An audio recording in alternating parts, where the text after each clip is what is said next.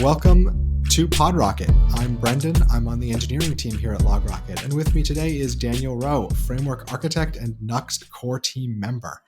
Daniel is joining us today to talk about Nuxt 3 and what's going on at the cutting edge of the Vue world. Daniel, thanks for coming on PodRocket. How are you doing? Hi, Brendan. I'm doing really well, thank you. It's a real pleasure to be here. Great. Well, maybe you could start by just telling us a little bit about yourself. Who are you, what you're currently doing at Nuxt, and maybe a little bit about how you got there. So, who am I? Well, I'm based in England to start with, which means that you can pretty much guarantee it's grey skies and a bit of a not very warm at the moment.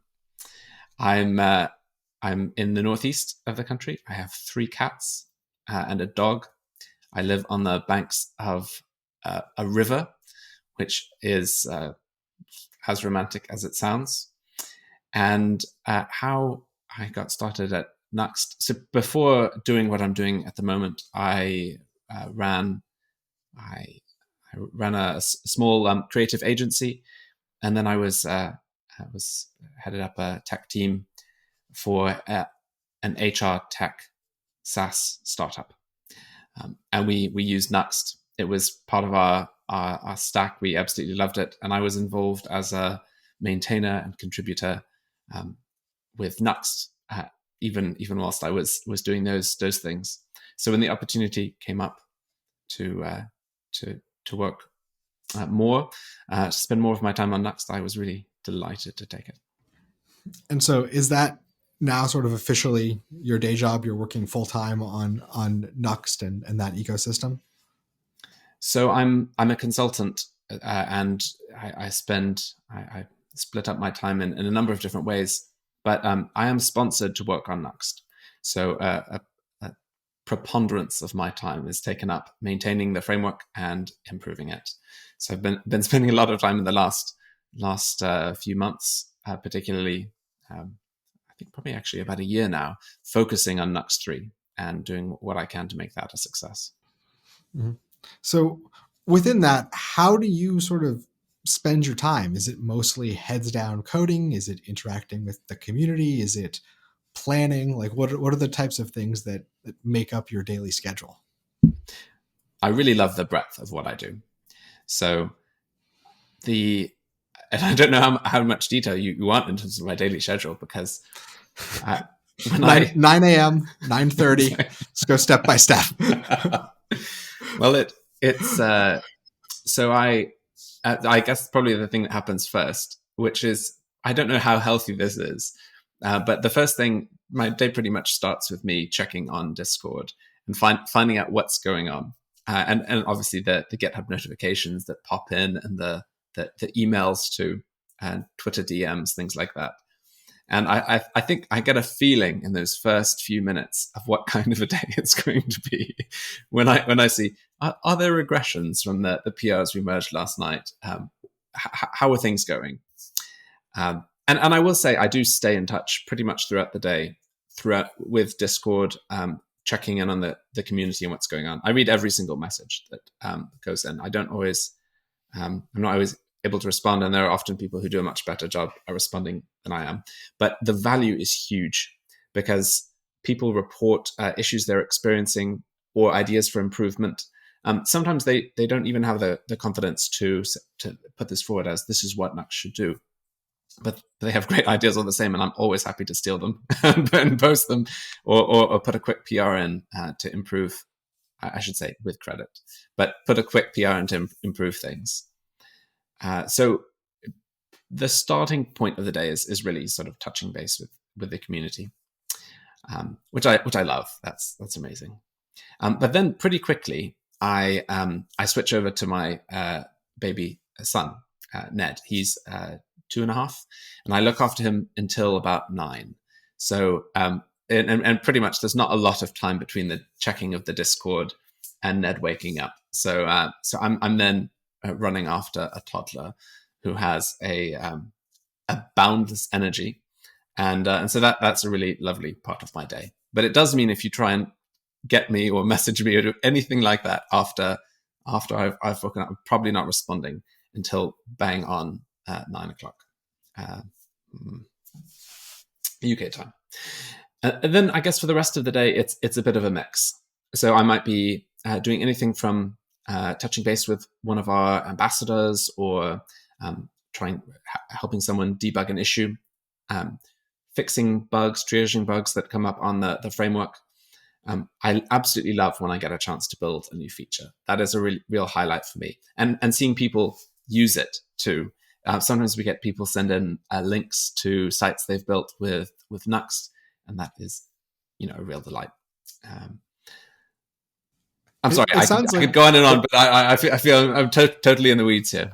No, this is great. I think there's one of the sort of consistent themes we hear when we talk to people who are working on open source projects is how consistent a part of their workflow in their day the community is, and how important that community is, usually on Discord, to the sort of evolution of the project overall. I'm curious if there's sort of, an overall community strategy that you have on the Nuxt team to sort of build and maintain and grow this community. Is that something that just kind of happens organically with people joining the Discord and just wanting to participate?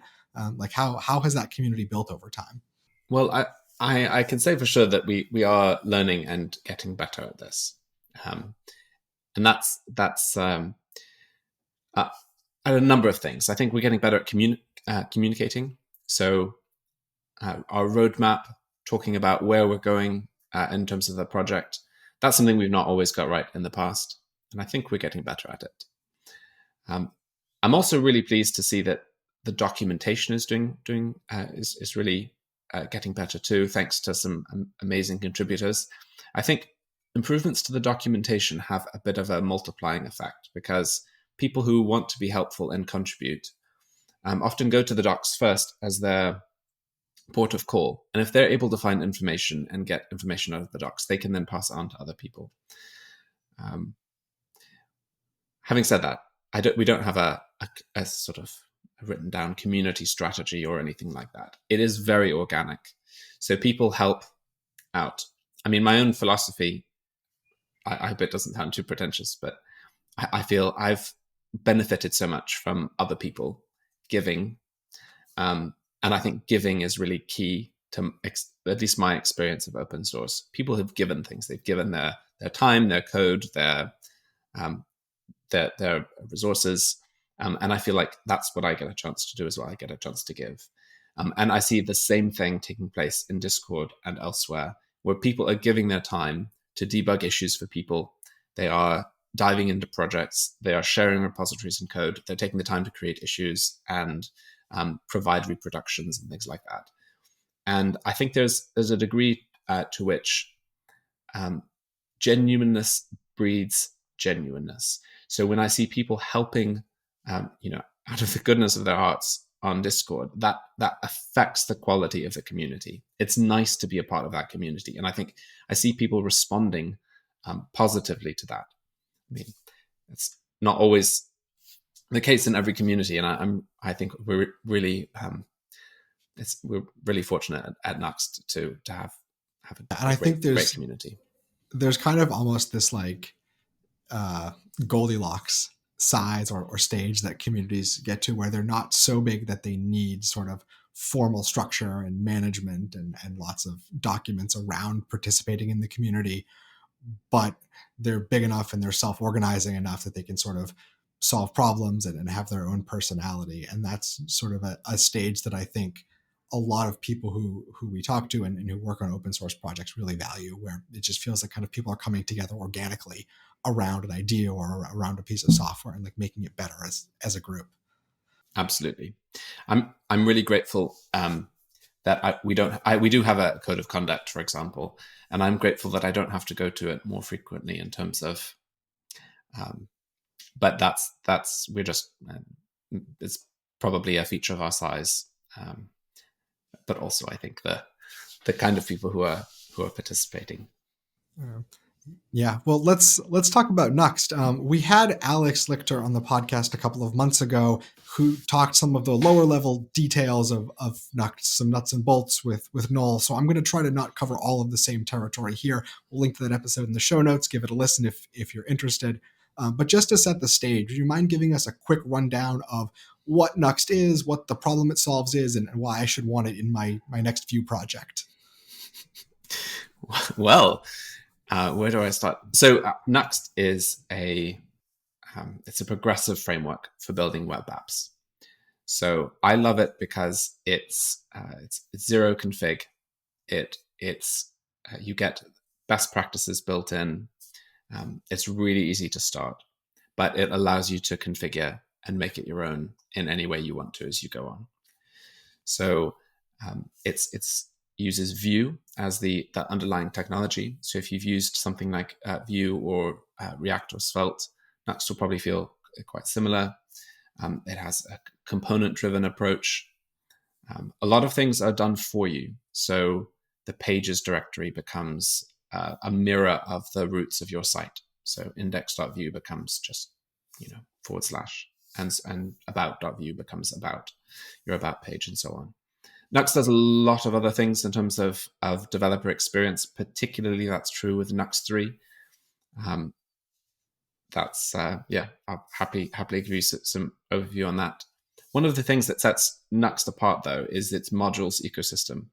So, and it ties into this customization thing I was talking about. It's possible to create your own add-on package that adds an integration with a service or implements something or even completely changes Nuxt behavior.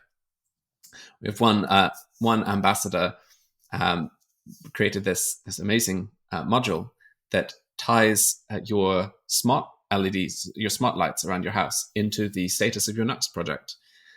So as your project is compiling or recompiling or starting up or closing down, the lights change color to match. I think that's cool. But you can do lots of other things too. I don't know what that level of developer experience is, but that's clearly on another level from what I normally expect from my toolchain. So obviously the big news in Nuxt is Nuxt 3 at the end of April. We finally got our first official release candidate. I saw on the website you're targeting June for a stable release. You've done a ton of work over, I think, almost a year on this project, essentially sort of rebuilt from the ground up. What are some of the headline features and the sort of most exciting parts of this release for you? I think I'm most excited about two things. I'm most excited about the server integration that we have for Nuxt 3. And I'm also hugely excited about the developer experience improvements we have, particularly around TypeScript. Happy to dive into those if that would be, please do. Good for you. So the server, as you said, we rebuilt it up from the ground up. Nuxt 2 was clearly a Node plus browser setup. So there was at runtime, that is. And we had a feature where you could output purely static files, but if there was ever a backend, it would always be Node. With Nuxt 3, we've rethought that a little. So we've started from the perspective of what's new and different about the world we're living in at the moment. So yes, it's really important to render HTML, but we might not be wanting to have a long-lived server sitting on a VPS somewhere rendering those pages. What would it look like if we supported rendering in other targets like Cloudflare workers, V8 isolates? What if we supported rendering at the edge, in Lambda, in serverless functions, in service workers, actually inside your browser, maybe other locations too, Dino? And a lot of the requirements that drove the creation of the server engine came from answering those questions. So, for example, we couldn't depend on anything that was Node specific, or we would limit ourselves to Node only. And we wanted to create something that was universal, could be used anywhere with any target. So that changes things. We had to create an HTTP framework from scratch. We had to create a robust mocking system so that we could have virtual request and response objects that you could interact with that would work in a purely in a browser and not just on the server side. We had to come up with lots and lots of different things.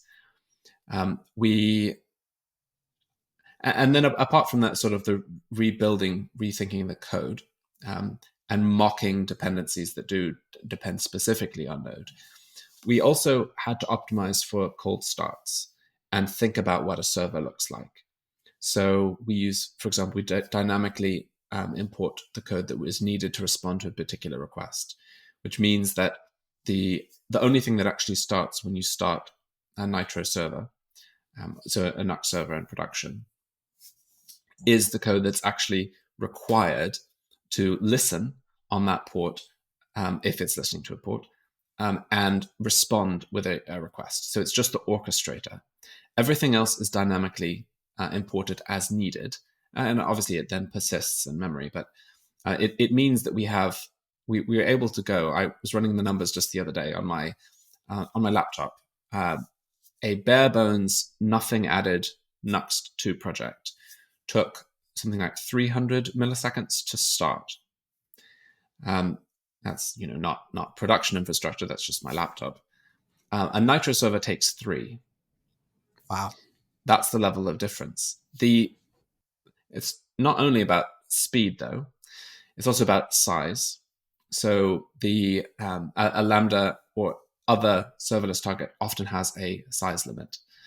A Nuxt 2 project, node modules in production mode, so not the development dependencies like Webpack, took something like 50 meg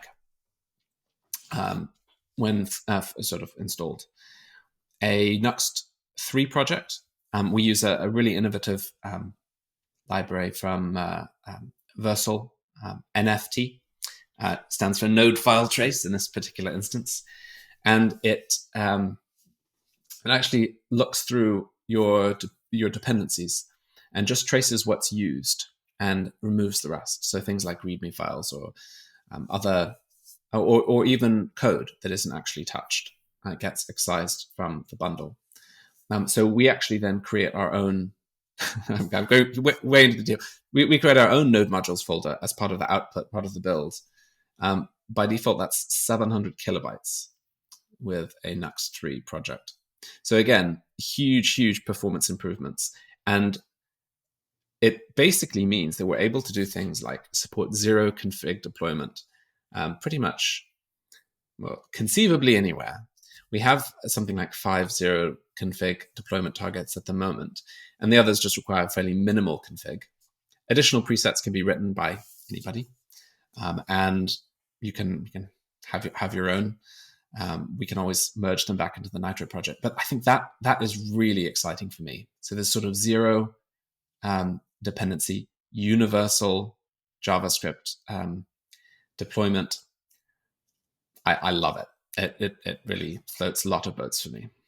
Something that may have sort of gone unsaid there is that when you're dealing with serverless targets, the size of the package that you're building also has a big impact on cold start times, because that code just has to get downloaded to every worker, every VM that under the hood is running one of these serverless environments. And so you both have to contend with the time the code just takes to start up and initialize and load, as well as also the time it takes to download the whole package. And obviously if your node modules folder has gotten chunky over the course of your development, that becomes one of the biggest bottlenecks to how fast you can respond to cold starts. You exactly, also even if you're not using that code. Yeah. Mm-hmm. You also mentioned developer experience was a big thing you were excited about, and we touched on the zero config deployments. What else is sort of cool or innovative from a developer experience perspective in Nuxt 3? So I mean, I think a lot of it is what you don't have to do. So with Nuxt 3, we have the concept. A lot of things are done for you. So your plugins are all imported by default. All the components you stick in your components directory are available anywhere in your app. All of the functions you put in your composables directory are also available anywhere. And those aren't available in the concept of just globally registered. They are actually we detect when you use them and import them where required, which means your whole app continues to be bundle split, and the code is actually only imported where it's needed. But we use TypeScript to give you a lot of information about what's going on and what's usable. So it's all very well if something is universally available. If your editor draws an ugly red line under it saying, "What is this? And why have you not imported it from somewhere?" So we've worked quite closely. We take over. We take control in some ways. We provide a generated tsconfig .json file, which we fully configure to match the actual setup of the user. So all the aliases are genuinely the aliases that are relevant for that project. So if you have a custom source directory or you have a module that declares its own aliases, whatever, everything just matches. There's none of the configuration that you might have had to do before with Nuxt 2 to set up your tsconfig and make sure it sort of matched your actual Webpack config in that particular instance. Means we can give you type hinting for everything, everywhere.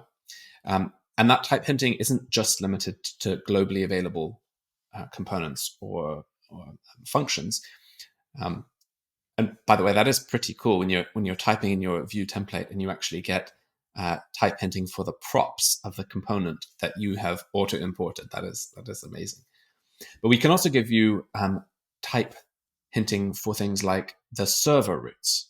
So if you've created an API endpoint using Nitro and you have the response that it returns, we can actually give you type hinting for that throughout your whole project. So if you perform a fetch request to that endpoint, the type of that fetch request is a promise. Yeah, the return type is a promise of the actual type that endpoint returns, which is amazing.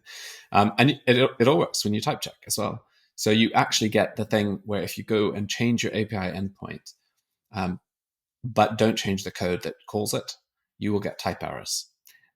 And that's a really, really nice end-to-end kind of type safety, which previously, I guess, to get that kind of thing, you would have had to run some kind of code gen.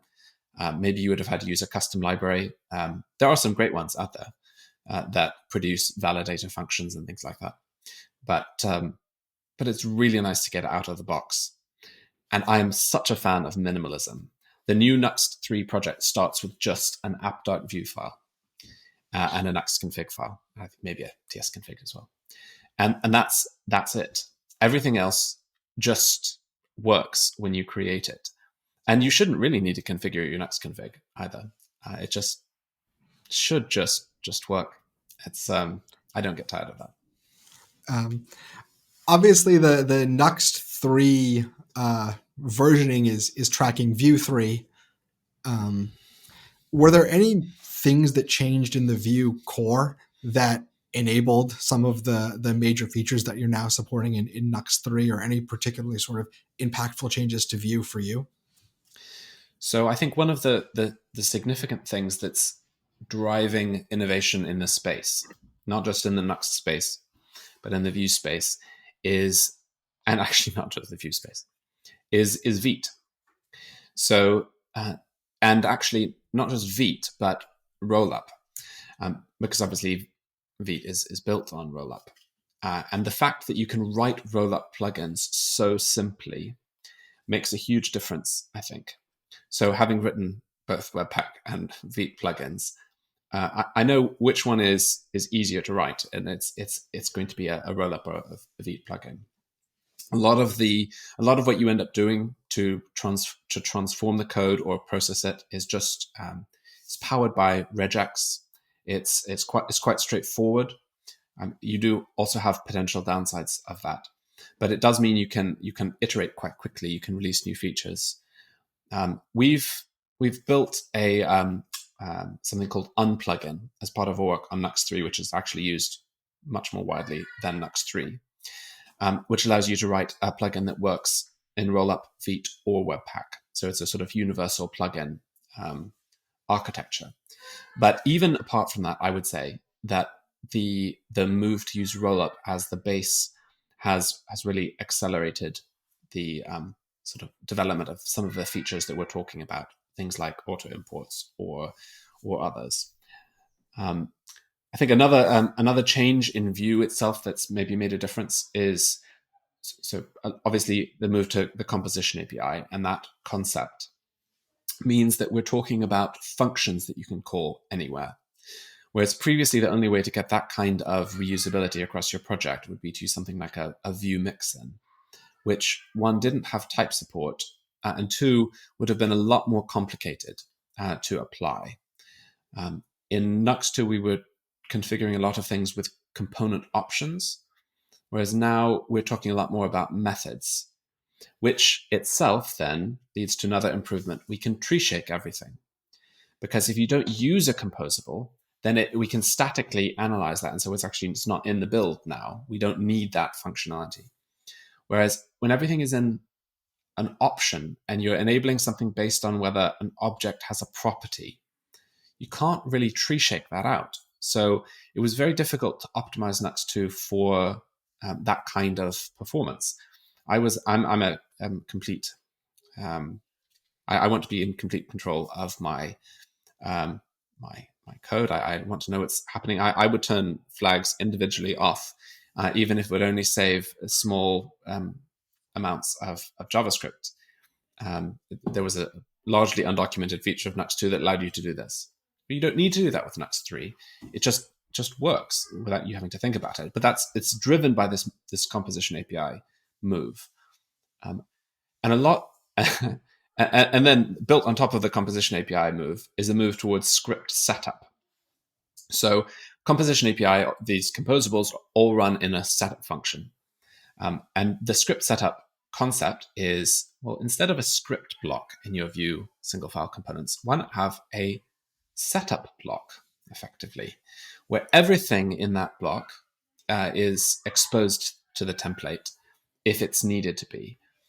Vue then does a lot of compiler optimizations on that.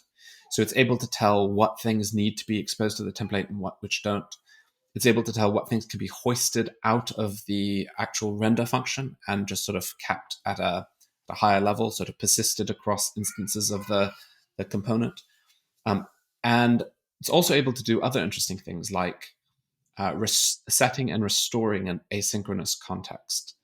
It only works in script setup, but you can basically set the Vue context, run your async function, restore your Vue context afterwards. And it's powered by a transformer function. And that kind of thing, in fact, we've written a very similar concept of restoring a Nuxt context. We've done something very, very similar in Nuxt 3. So I think in all of those instances, you can see a direction of travel that's been established by Vue 3 or by Vite, by the ecosystem. And I think Nuxt has sought to take that further, sought to go in line with that. So as you're working on the sort of Nuxt core, are you in close communication or collaborating with Evan and the Vue core team? Or like, what's the relationship generally between the two projects? So I really positive. So yes, relationship is quite close. The teams chat. I think it's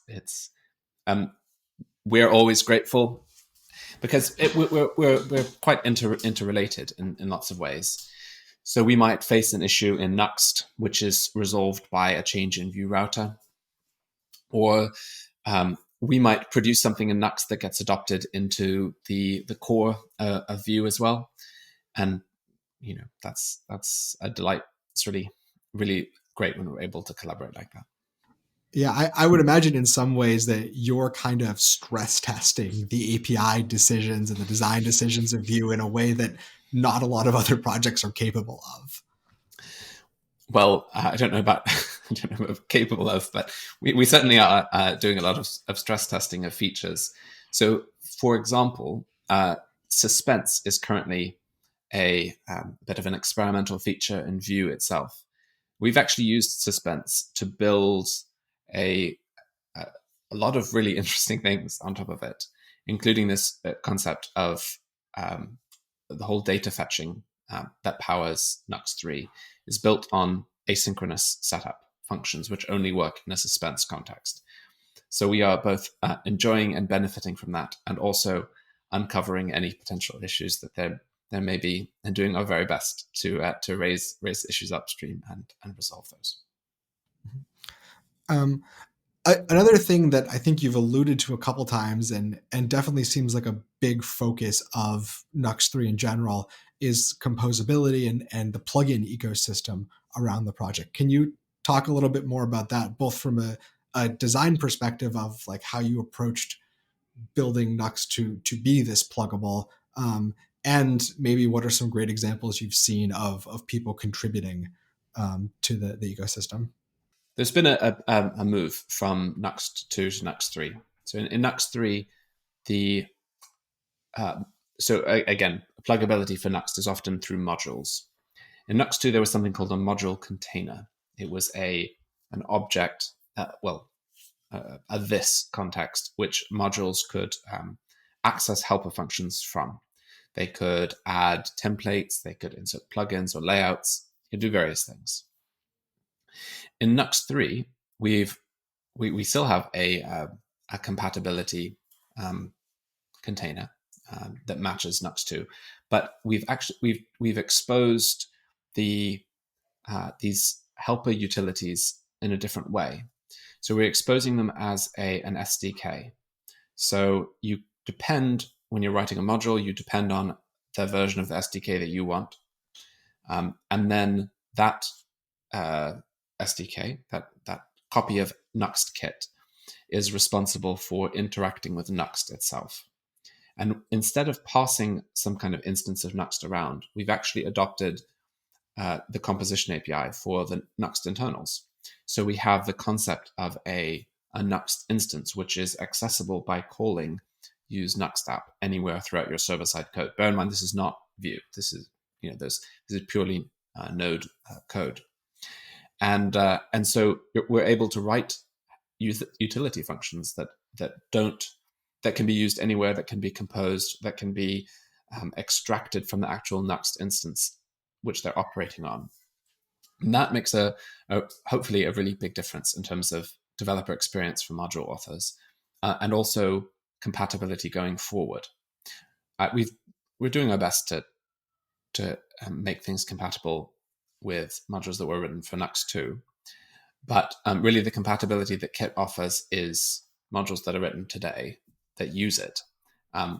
Going forward to Nuxt 50 should still work, because the way that those SDK functions are exposed should mean that they still do.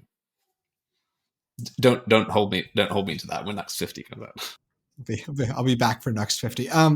Another thing that I wanted to come back to was this sort of universal JS. I think it's the UnJS project that a lot of these sort of components like Nitro, I think like NuxtKit, sort of fall under that umbrella. Can you talk a little bit more about what that is and what the goals are, and maybe where that came from?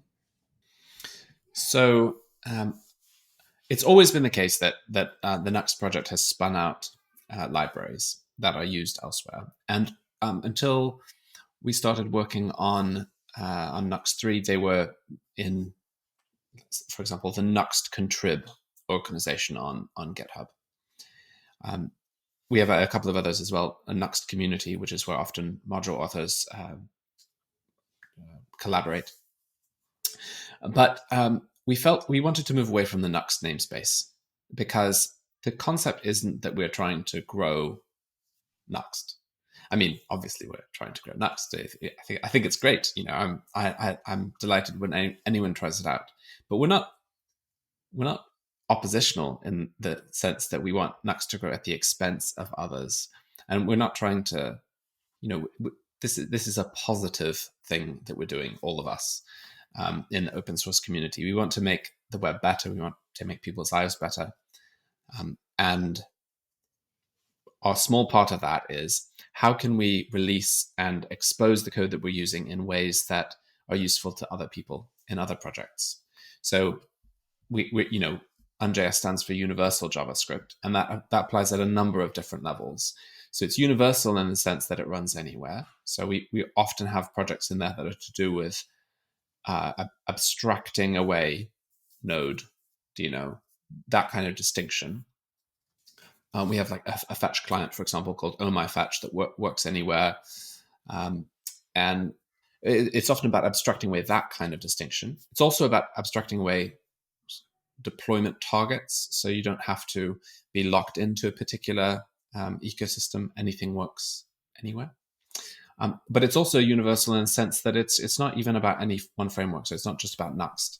It's about anyone who wants to use the code. And so I'd be really delighted for anyone to contribute or get involved in any of those projects. Help is definitely wanted. And I would be really thrilled to hear of anyone using them as well in other projects, even if they're competing with Nuxt. It would be absolutely fine with me. So I would imagine the next couple of months for you are going to be pretty focused on getting that stable release of Nuxt 3 out. But once you've sort of hit that milestone, what's next? What are you sort of looking forward to in the future for the Nuxt project beyond this next release? So there are a lot of significant improvements that we have in mind. I think maybe some we've talked about before. So and some of those improvements aren't likely going to be in the stable release, or there might be partially there. So that there are a lot of things that we have planned, including things like a IDE extension, browser extension, significant improvements to the CLI. We ideally, I would love it if people didn't really have to interact with their configuration. So it's there, but it's not this kind of dark art of figuring out what you need to do. So and I think there's some things we can do to really improve that in terms of developer experience. And that would primarily be mediated through the CLI and the dev tools. So I'm looking forward to those hugely. Great. Well, I'm going to stay tuned. Daniel, thanks so much for being with us. Before we go, is there anything you would like to plug or point our listeners to? I'm very conscious of the fact that we're sort of emerging into a slightly different world post-pandemic as things start getting a bit feeling a little bit more normal. And I guess my own a truth that I'm sort of wrestling with and coming to terms with myself is just how important it is to take time to be kind, to look after myself, other people. It's nothing was ever easy. We're not going back to a place where no effort or care are required. I don't know. That's more me telling that to myself than anyone else. But those are words I'll be seeking to live by. That's for sure. Plug for kindness, maybe the most wholesome way we've ever closed the show. Daniel, thanks so much for your time. It's a pleasure to talk to you. We'll see you online. It's a pleasure.